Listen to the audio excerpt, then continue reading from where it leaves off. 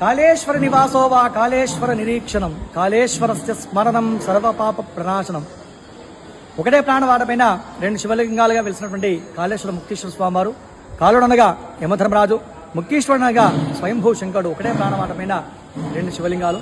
మొదటిగా ఇక్కడ కాళేశ్వర స్వామిని పూజించాకే తర్వాత ముక్తీశ్వర స్వామిని పూజించాలి. ముక్తీశ్వర స్వామి పైన నాసికా రంధ్రాల్లో మనం ఎన్ని లక్షల విధిని అభిషేకం చేసినా కూడా అన్ని త్రివేణి సంఘంలోకి వెళ్తాయి. గోదావరి, ప్రాణహిత, మధ్యేగుప్త సరస్వతి అంతర్వాహినిగా ప్రవేశిస్తుంది.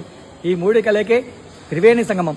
అలాగే గర్భాలయానికి 4 ద్వారాల క్షేత్రం, కాశీ విశ్వేశ్వర స్వామి దేవాలయం, నేపాల పశుపతాలయంలో కాళేశ్వర ముక్తీశ్వర స్వామివారి దేవాలయంలో మాత్రమే గర్భాలయానికి 4 ద్వారాలు ఉంటాయి. 4 వైపులా కూడా మనం స్వామివారిని పూజించుకునే అవకాశం, దర్శించుకునే అవకాశం మనకి క్షేత్రంలో ఉందన్నమాట.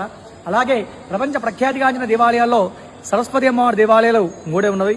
కాశ్మీర్లో బాల సరస్వతి, బాసవలో జ్ఞాన సరస్వతి, కాళేశ్వరంలో వృద్ధ సరస్వతిగా మహాసరస్వతిగా వెలిసిన క్షేత్రం కాళేశ్వర ముక్తీశ్వర స్వామివారి దేవాలయం.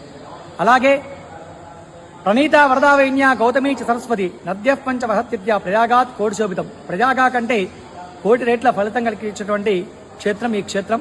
ఈ క్షేత్రంలో మే 15 నుంచి 26 వరకు సరస్వతి నది పుష్కరాలు నిర్వహించడం జరుగుతుంది.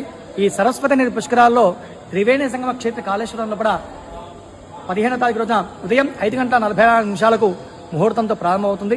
ఈ 12 రోజుల పాటు కూడా భక్తులందరూ కూడా విచ్చేసి ఆ నదీ స్నానము అలాగే సరస్వతి నది పుష్కర స్నానాలు చేసుకొని స్వామివారిని దర్శించుకొని మీ యొక్క కోరిక ప్రకారంగా పితృదేవతా తర్పణాలు, అలాగే పిండ ప్రదానాలు, ప్రాయశ్చిత్తాలు, సరిగంగా స్నానాలు, నదీ పూజ ఈ కార్యక్రమాలను కూడా నిర్వహించుకొని కాళేశ్వర ముక్తీశ్వర స్వామిని దర్శించి కాళేశ్వర ముక్తీశ్వర స్వామి యొక్క కృపకు పాత్రలు కాగలరు.